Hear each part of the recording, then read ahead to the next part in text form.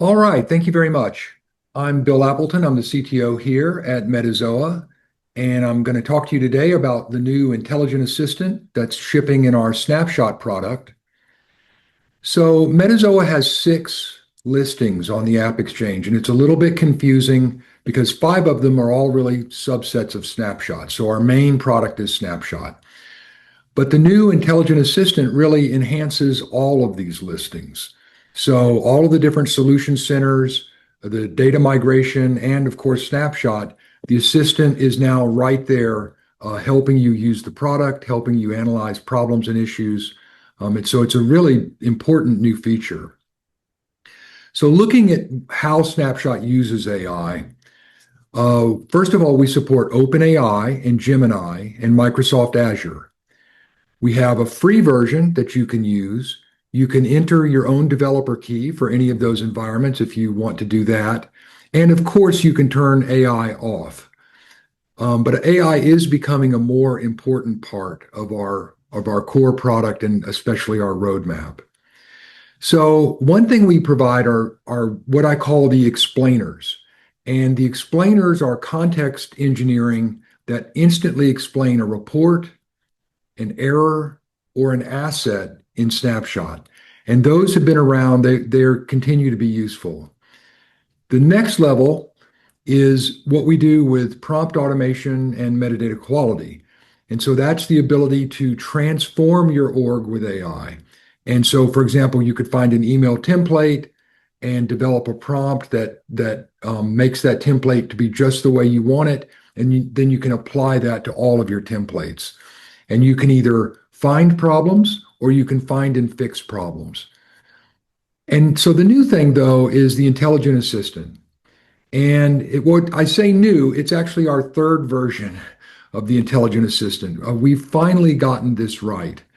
And the history here is kind of interesting. So it started out as a simple client, just an application and snapshot that you could look at a snapshot with and ask questions about the snapshot with AI. That was okay. That was really a client application that used AI. But what we wanted to do is go beyond that. We wanted the AI to be able to see the entire workspace and your entire desktop. We wanted it to follow you as you went to multiple reports. We wanted it to be able to use tools and have other advanced capabilities. And so the second version, we built an MCP server with Claude Desktop. And we learned a lot doing this. One of the things we learned is that MCP is not an ideal environment. As a matter of fact, I predict we're not going to be talking about MCP a year from now. There's a lot of problems with it. And don't take it from me, the engineers at Claude and Anthropic are kind of also in agreement with that problem. What was good about it is that it definitely would let you follow, AI across the desktop and work with multiple things. What was bad with it is we couldn't control the system context and prompting. We couldn't control the context queue and manage that in sophisticated ways. And so taking all these things we learned about the intelligent assistant, we built version 3, and that's what I'm going to show you here today. It's both a client and a server. And what's really exciting about it is it's a tool wielding assistant. And I'll show you what that means, but it really increases the power of what this can do. So there are some pretty big technical challenges along the way. And I won't spend too much time on this, but I think it's kind of interesting. It helps you understand what's going on. So one big issue is context window. So the context window for AI's questions and answers is much smaller than the average metadata asset that you might find in an org. So you can't create full assets. You can't even evaluate full assets in many cases. And another issue is documentation. So a lot of Salesforce documentation is wrong or hard to find. And so that was just another constant issue of being sure AI has the right information. So another challenge related to that is just the schema. The schema of different metadata assets often has errors in Salesforce documentation, and you feed that to AI and it doesn't know any better, and then bad things start to happen. Lastly, metadata relationships are a really key issue. what's connected to what. So, custom applications have tabs. Tabs refer to objects. There's a whole hierarchy of things that are related to other things. And the only API available here uh, does not work very well. It only covers a tiny fraction of the relationships, and it's also been deprecated. It's really 4 years old, and it's just not really getting the job done. So this is just kind of an example of the context window issue. So Gemini has 1 MB of tokens for your question, and then it can answer with 64,000 tokens. But if you look at the biggest Salesforce metadata asset, it could be 400 MB. So you can't even ask a question about it with the full text of the full XML of the metadata. And almost very few of your metadata assets you can provide an answer for. So, for example, if somebody tells you that they're creating flows with AI, they're not creating very big flows. And as soon as you get into any type of enterprise context or enterprise situation, this is a big, big issue. It's kind of the biggest challenge that you have working with metadata and AI together. So here's what we did about it. First of all, we developed our own dependency API. Instead of covering about 80 relationships, it covers all 1,500. Snapshot is the only accurate source of dependency information in the Salesforce ecosystem. There's nothing else that's even close. We developed our own documentation API, so we could document each metadata type, and we actually document each element in the type, which is key because that way AI gets accurate information at the element level of what each one means. We developed our own schema API. Believe it or not, Salesforce has trouble with accurate schema. The enterprise WSDL's wrong. A lot of the docs are wrong. So you need accurate schema to tie all of this together. And one of the things we tie together is the importance of each schema element. So we know when we look at a piece of metadata, which things are important and which things are not that important. And using all of that information together, we've developed what we call metadata intelligence. And what this does is, if you look at the diagram, it actually makes sense. If you're interested in the red centerpiece, then we shrink that in size until it fits in the context window. But you have all the important stuff and documentation for it. And then it's related to some of the blue things around it, smaller still, but documented. And those are related to some of the green things connected to them. They're now very small, depending on your context window.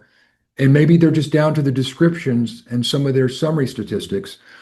But when you take that all together as a context package, you're getting the best org intelligence available. And that's why you're going to get really accurate results with Snapshot, which is really important because you're looking at technical debt, you're solving security problems, you're documenting the org. You need accurate information. So that's kind of how we address it all. All right, the intelligent assistant. What does it know? So for one thing, it knows everything about Salesforce metadata, both through our documentation API and through its own search and training on the entire internet. The assistant knows everything about your workspace. It knows your snapshots. It knows what's in them. It can instantly get at that information. It knows about your developer projects. It knows that those snapshots are related to live Salesforce orgs. It knows how they're connected. It has access to everything in that workspace, which is extremely helpful if you're getting advice from an assistant. The assistant also knows everything about Snapshot, about the reports and our documentation. So I think in the future, you're not going to go to our knowledge base to read the documentation.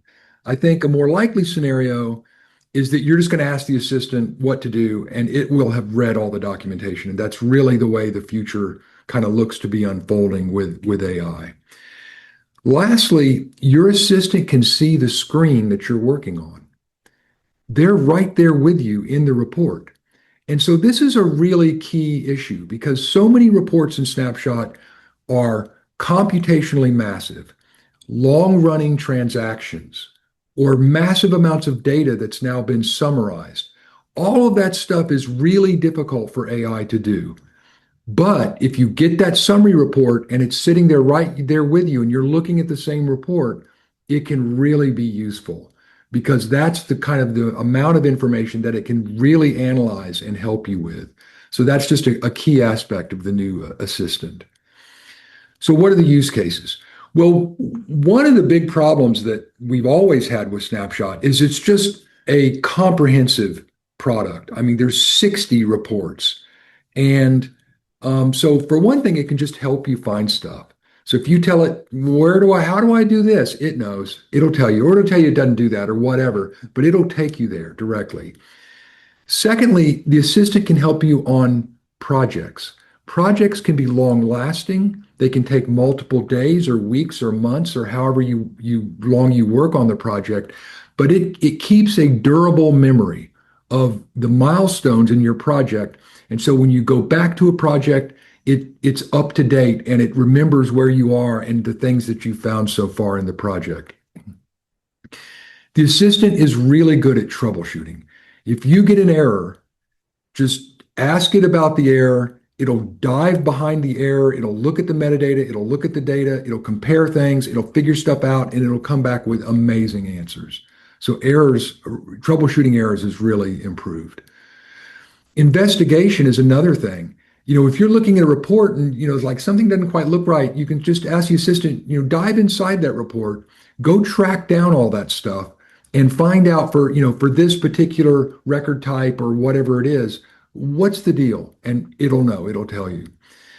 And then lastly, your assistant can create all kinds of documents now. You can create process diagrams. You can create relationship diagrams. You can create swim lane charts. Whatever you need to create, it can look at the information that is right in front of you that you're talking about, and it can build these diagrams and reports and presentations and artifacts for you right there. And that's just super useful. So we just got back from TDX, and as you know, the big announcement was Headless 360. I think there's some marketing problems there, but I'll leave that for others to debate.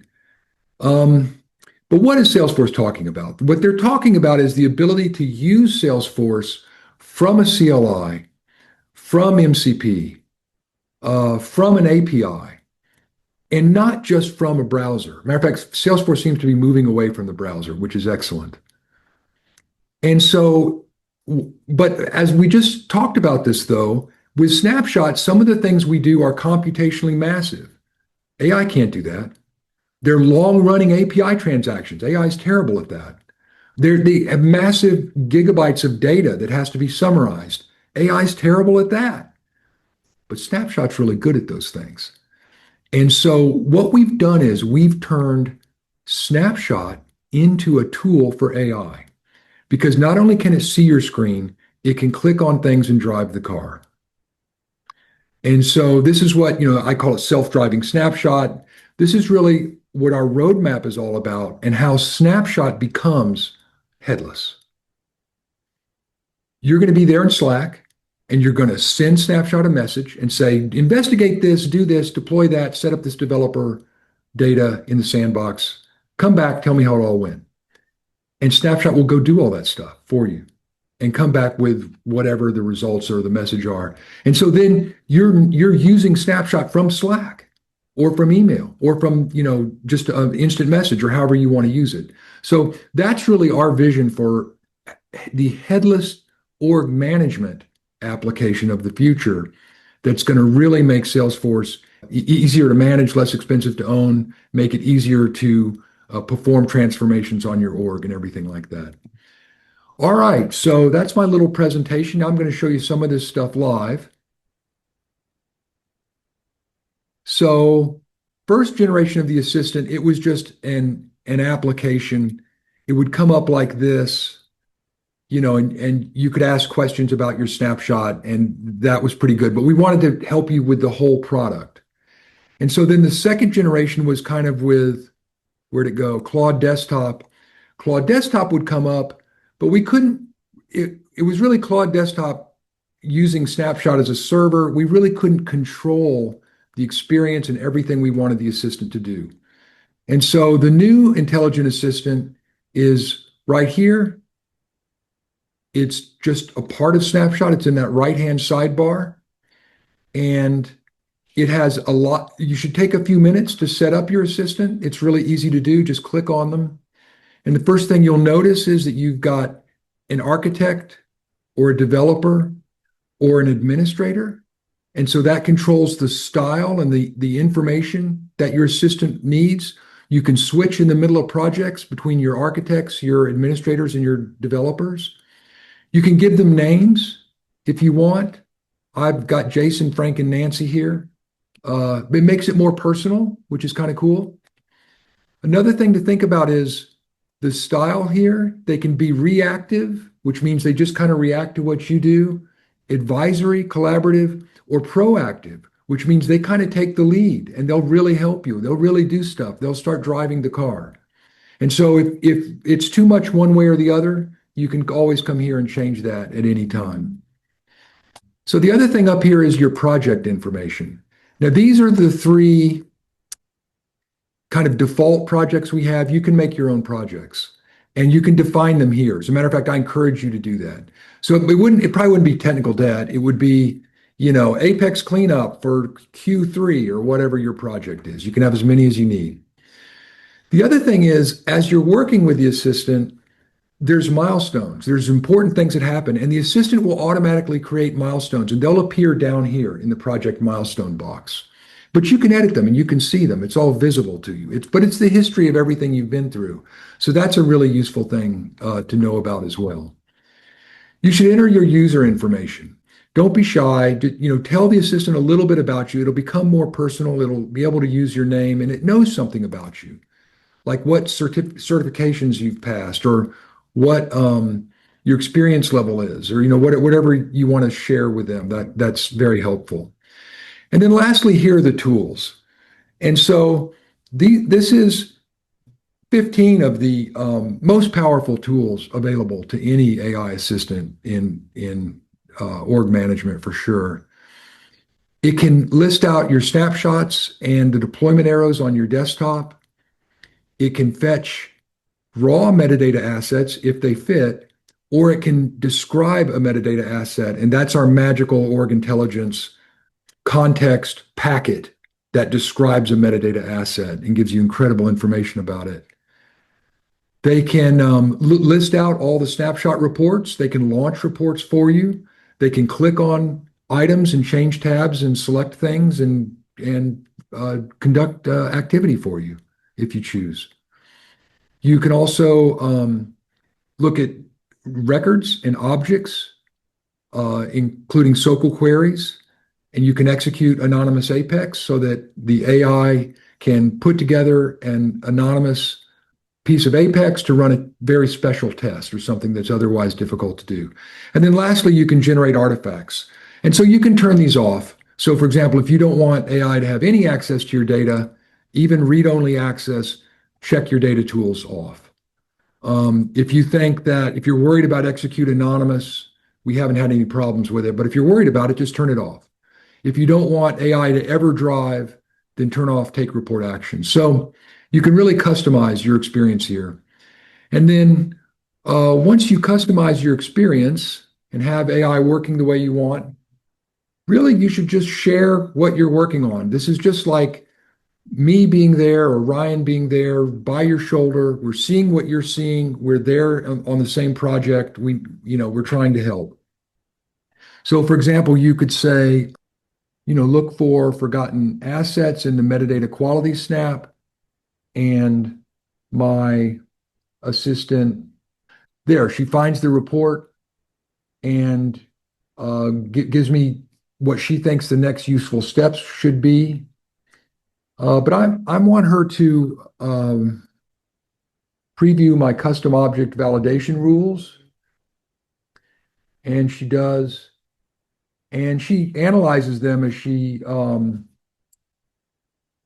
gets started there. So I'm going to say, well, wait a second. I see multiple rules for the opportunity object, and she sees them too. And I'm going to ask, do you see any conflicts in those validation rules? If you think about it, that's a hard problem to solve. how would you really solve it? You'd have to get the different, all the different rules and kind of chart them out. And she does see a potential overlap risk in a couple of the rules there. And so that's very concerning to me. So I'm going to say, create a report I can share about the conflicting opportunity validation rules. You see how snappy the response to this is, though. It's because we're calling one API call, so it's really conversational. And then she creates the report for me, and I can launch it, and we can see exactly what that report looks like. And there you go. So they can create reports, they can create all kinds of artifacts, diagrams, process diagrams, whatever you want, depending on what you're looking at. And so now I'm going to say, let's just go to the display report. And of course, you can also, drive the car as well. But here we go. And then she'll now look at the screen and tell you what she sees. I could say analyze the Apex Tech debt and give me a report on cleanup effort and time. So this is a case where you're looking at the summary of this report, but the AI can dive inside the report and see everything that's in there and create, additional findings or kind of understand everything. The other thing that's cool is as you're going between reports, let's say you go to something else, then it's still in the same context. So the AI can use multiple reports, it can switch between them. And so that just makes it really, really useful when you're working on a project and you need incremental help along the way. Let me show you something else. Let's look, for example, at, let's say I'm migrating some data. So this really shows some of the power of this. So if I get to the Migrate Datasets tab, I'm ready to migrate the data, I might say, well, wait a second, I have some questions. I'm asking how many accounts are there on the source and dest orgs? You'll see that it uses the tool query records, and it found 3,000 on one and 500 on the other. And so it gives me a sense of how many records are involved in this migration, potentially. And now I'm going to ask about the schema. Am I remapping fields between these accounts? What's the deal between the schema? And it gives me all the key differences there in the schema. There are not many. Next step, he can produce a precise source versus destination account field difference to highlight the changes. If I want that, it would. So what's cool about this is that we're moving data between two snapshots, but the snapshots are tied to live orgs, and we can also pull information from the data layer as well as the metadata layer. So that's just really useful. And the other thing you can do, I like, is you just can ask questions like, how do I do this? Like, I need to find unused fields. And so here we go. We can analyze unused fields and look at the quality involved. Really helpful. The other thing is it can analyze any of these tables or explain them, which is also super, super useful.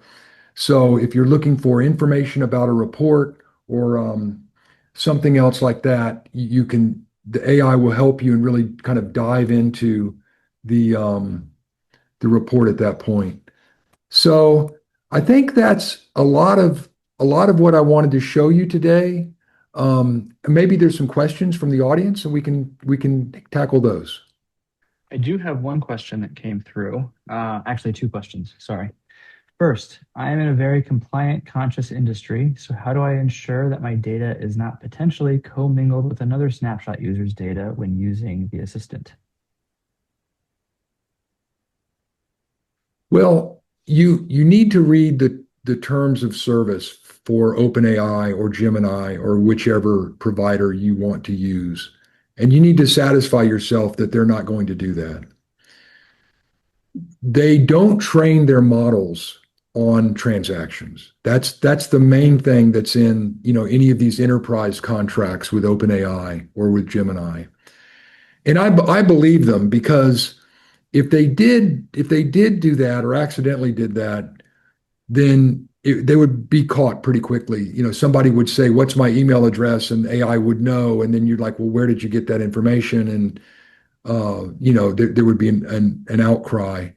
So the way that Snapshot works is that this is a client desktop application, and it's managed by your team on your network, talking to your Salesforce account and your OpenAI account or your Gemini account. And so that's our architecture. We can't lose your stuff. We don't have anywhere to, we don't have a cloud to lose it in. But you need to satisfy yourself that the OpenAI terms of service is acceptable to you. Great. And second question, I recently read about Cursor dropping a whole volume active and backup data in Railway for Pocket OS. I don't want AI dropping an object because it thought that it was the fastest way to optimize my tech debt. How does Snapshot protect me when I use the assistant to clean up my tech debt? Well, that's a good question. And there is definitely a chance of AI making mistakes. I mean, we've all seen it. And all I can tell you is that we've worked very hard to make our system grounding prompts and the other tooling that we provide to be as safe as possible and as correctly done as possible. But is there a chance of it making a mistake? There is. One thing that's nice, though, is that the snapshot reports that are generated are, generated through procedural rigor. I mean, they may be computationally massive or giant amounts of data, but thousands of people are looking at them. If there's a problem in one of them, we hear about it pretty quickly. So you can trust those reports. And I think that provides a more stable foundation for AI to try to contribute useful things on top of. But mistakes are possible. And then another question, when the assistant launches a remediation step, I think you showed the metadata quality, for example. What does that actually look like? Is it making changes automatically, or does an admin still approve each step or action? Yeah. So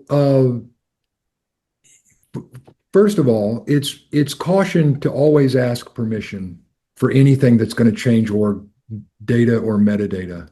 So I think that's kind of fundamental. In other cases, when it's really important, like you're deleting data with the data migration, or doing real metadata deployments instead of test metadata deployments, there in many cases is a dialog box that puts the human in the loop. I think a wider question is, as we move to more and more headless operation, how are we going to manage those types of things? And I'm not sure that's been decided, but we definitely want AI to be a positive tool that's helpful and to avoid, any type of mistakes or problems. So you know, that's kind of in everybody's interest there. Mhm. Great. And another one. I understand Apex will be making a lot of permission changes starting in API version 67. How will Snapshot help us with this transition? That's a great question. Um, I think that's the type of thing that the metadata quality report could help with. If it's certainly you certainly could ask for, call out permission problems. And I think it would do a good job of finding them. I think that might be the first step, generate an Apex heat map where um, it specifically looks for permission problems. And I don't know if PMD will do that. Sometimes PMD, picks up the charge there for some of these new Apex changes, and you might be able to find them through static analysis with PMD. But that's a great question. I think we'll be looking at that shortly. I don't doubt it. And here's another question. The roadmap about using Snapshot through Slack is interesting. Can you talk more about the roadmap? Where do you expect the innovation to take you? Well, we want to make admins' jobs as easy as we can, and to make to give them kind of superpowers to be able to manage the org. There's other things in Salesforce. Some of these org transformation initiatives that we take on that AI could really help. Where it's either a person has to sit there and rewrite all of this dashboard XML, or AI could do that. So I really think there's a lot more to be done kind of at the intersection of org intelligence and AI and Snapshot, where we have these procedural reports. So I think that's part of it. A lot of what we're going to do, some of the things we're doing in the roadmap don't really have anything to do with AI. For example, we've got a new report called hard-coded IDs. It'll find all your hard-coded IDs in the source org and automatically, if you choose to deploy them, map to the same ID on the destination org. Of course, the best policy is not to have hard-coded IDs, but in some of these big orgs, there's thousands of them. So, that's going to be a really cool thing to see. I think especially on the AI roadmap, we're still kind of perfecting the self-driving nature of this to where a single request can result in dozens of steps that it follows through the interface. I think that's going to work. And the models are getting more powerful and better. I know self-driving UI is becoming a bigger issue. It's becoming more important. So yeah, I'm trying to think. I think it's not just Slack either. It's going to be instant messages and email and various other methods that you may want to tell Snapshot to do something.